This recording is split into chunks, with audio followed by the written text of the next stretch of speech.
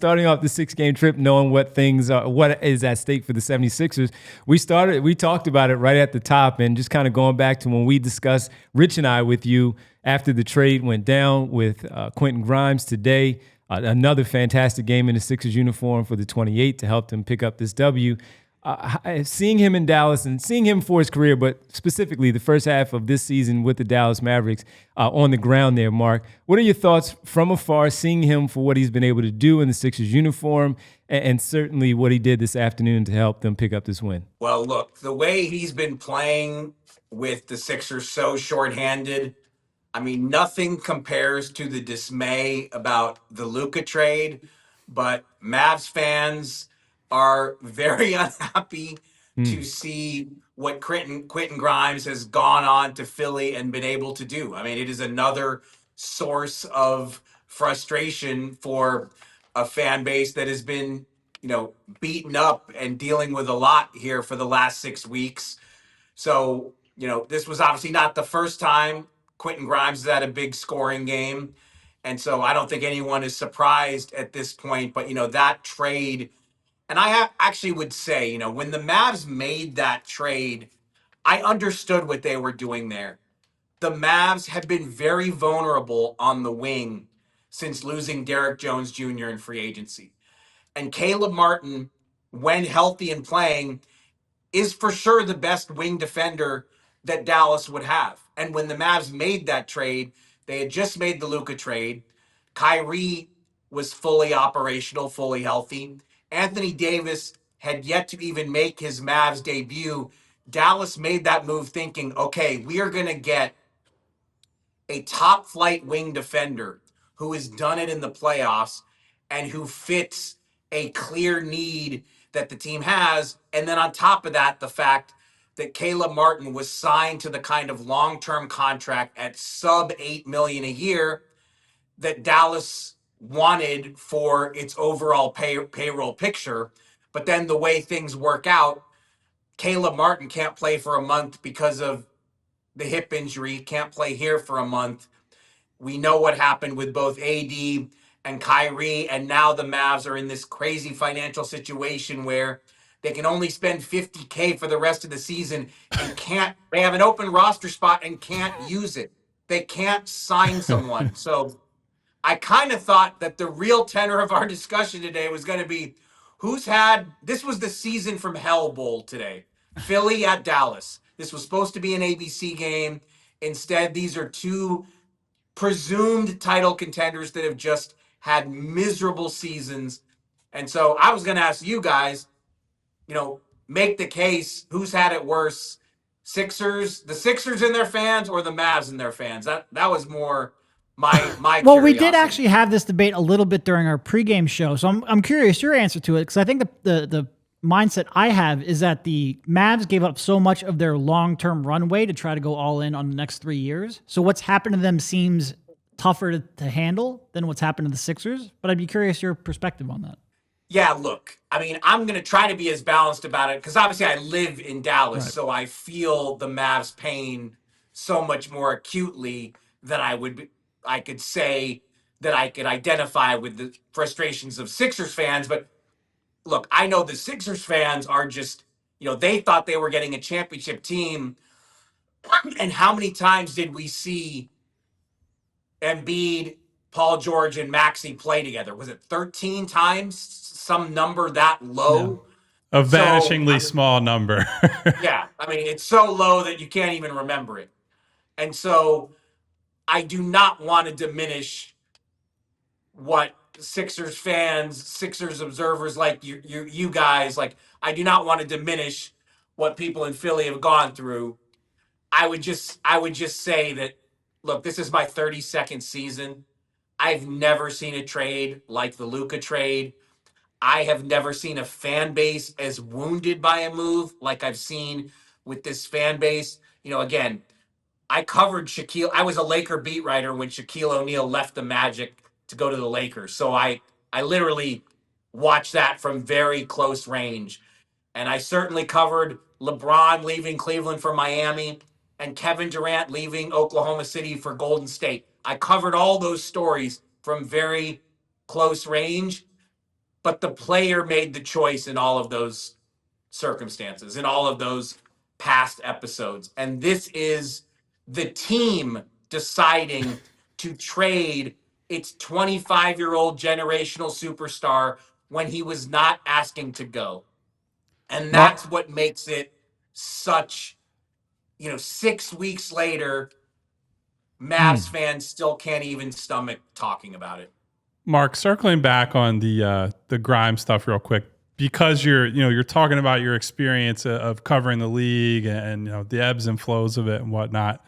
Do you have any sense or even like an educated guess of how much this stretch from Grimes has changed maybe his contract picture or what he might get in the summer? Because on the one hand, he's had a weird career, right? Where 4 teams in 4 years has not stuck, despite the fact that he does look like this kind of prototypical 3-and-D, 2-guard type guy. But now with this opportunity that he's had, I mean, he's putting up big numbers and is showing, on both sides of the floor that he can be a helpful player. So do you have any understanding or sense of, what his market might look like this summer now? I've tried to get the same answer. I think it's a little bit early still. I do think that teams realize the circumstances that the Sixers are in. And, he is clearly the best offensive option that they have. He's going to get a chance to, he's going to get 20 shots a night under these circumstances. And it's an offensive load that he's never had before. So I do think teams are cognizant of that and are going to factor that in. The reality is he's a restricted free agent, which is just restricted free agency is terrible for the restricted free agent. And we know that there's not going to be a ton of cap space available in the summer. So, who out there is really going to put an offer on the table that is going to cause the Sixers a huge amount of consternation? Maybe it happens. Maybe there is a team out there that has been influenced by this high scoring stretch. That kind of forecast really hasn't emerged yet, so I can't tell you definitively yet what his market looks like. Just being around the Sixers today, the vibe I get is, they made the trade because they like him, they want to keep him, they want to do what they can to retain him. So my sense certainly is that the Sixers want him back, but yeah, I think it'll be pretty interesting to see in the summertime what kind of offer he can command. Because if you go back to October when he was eligible for the rookie scale extension, it certainly did raise eyebrows that he wanted to bet on himself and not do a deal. And in October at that deadline, with the teams have such an advantage for because the players, even if they don't do a deal, they know they have to go to restricted free agency. What you've seen in recent, I'd say the last 5 years or so, you see a lot of team-friendly deals done before that October rookie scale extension deadline. And so you have to respect the fact that he was like, no, we want to go out. Instead of taking a deal that we see as lesser, we want to play it out, go to restricted free agency and see how he does. And I think by virtue of the way Grimes has played here lately, he will be one of the more interesting cases in free agency. And that was what? That was 327 that he turned down in the fall? No, 327 is what Najee Marshall received. Okay. What I reported at the time was the Mavericks were believed to be willing to pay him something in that range. Okay. It was going to be lower than that. So it was going to be less than 327. I think it was more in line with the range that Caleb Martin's in. Okay. And so, that's like, approaching 8 or sub 8. And so, he decided at the time that he would rather play it out and go to free agency. And again, because you're a restricted free agent, like that naturally discourages offers. Yeah. So it's going to be really interesting to see what kind of offer he can generate, because, given as well as he's playing, and then how crazy his departure has impacted the Mavs, because when the Mavs traded, Caleb Martin had a trade kicker in his deal and some unlikely trade bonuses, but that those numbers and that math have contributed to the fact that Dallas right now only has basically 50,000 to spend on new salary for the rest of the season. And like I said, the Mavs have, like you just saw the Sixers sign 2 players to 10-day contracts. O'Shea Brissett and Chuma Keki come in on 10-day deals. The Mavs have a roster spot and can't even use it because they can't spend more than 50K. The idea that they could have to forfeit games because of the situation they're in, it's just so crazy to all of us. Look, I think that's a bit premature / far-fetched. I mean, it's hard to see that scenario happening, but I guess it's on the table because you do have to have 8 guys in uniform for a game. PJ Washington just came back for Dallas and looked very good today.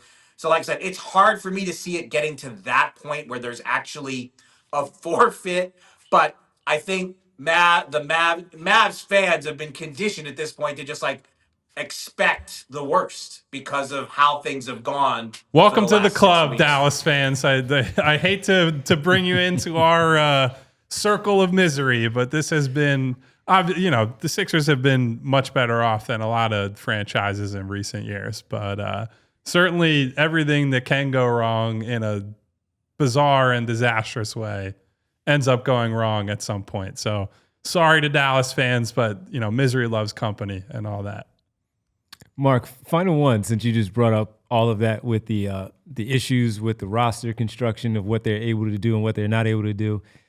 You just said it, 32 years you've been covering this league. Have you ever seen a situation where, and you've been around a lot, where maybe some teams were motivated not to actually win games at the end of a campaign, but 19 total players out for an NBA basketball game? Have you ever seen anything like that? Yeah, I mean, look, there have been injury crises and waves where teams go through this, but it's, the circumstances that link both of these teams again. This was supposed to be an ABC game.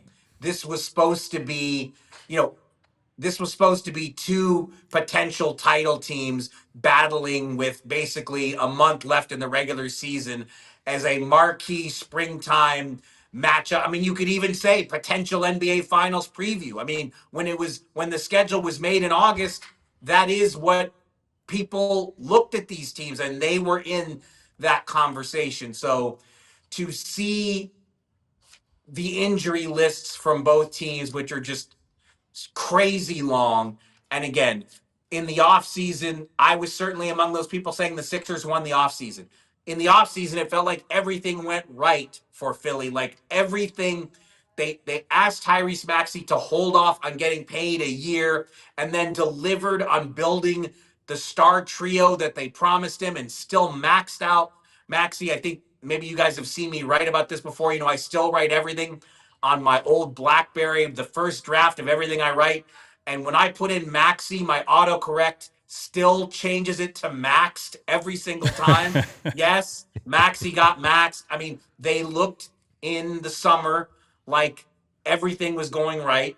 And obviously everything has gone wrong. And then on the Dallas side of it, again, I've covered the league a long time. I've seen a bazillion trades. I've never seen a trade like this. Of a player, a generational talent being traded at this juncture of his career when he wasn't angling to go.